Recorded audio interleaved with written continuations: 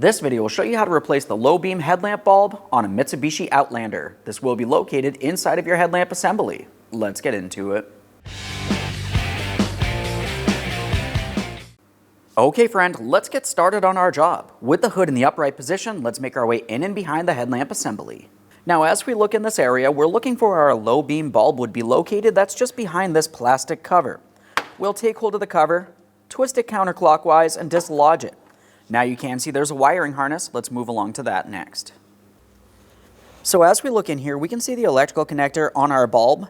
It's easiest to disconnect that electrical connector if you remove the bulb from the headlamp assembly first.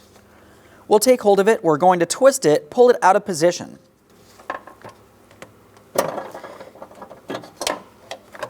Now let's bring this up to where we can see it.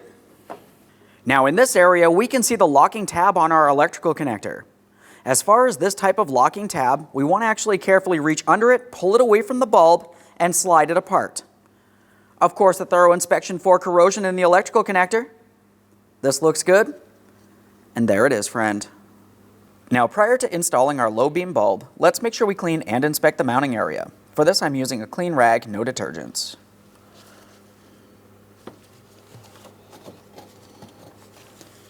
Just a quick wipe there, a close inspection. No damage. Okay, let's get ready to install the low beam bulb. We'll make sure we align the locking tab area together with the electrical connector. Press it in. Audible click from that and a light tug. It is secured. Now we can bring this along the back side of the headlamp assembly. We'll move that cover out of the way. Now as we bring this in, we need to make sure that we align this. We're going to start pressing it towards the headlamp, but we're also going to have to twist it. As we twist it, we're attempting to lock it into the proper positioning.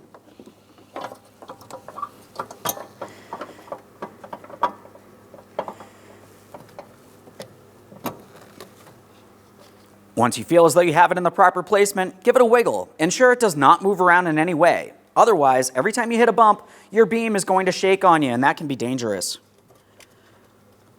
That seems good. Let's continue on to our plastic protective cover next.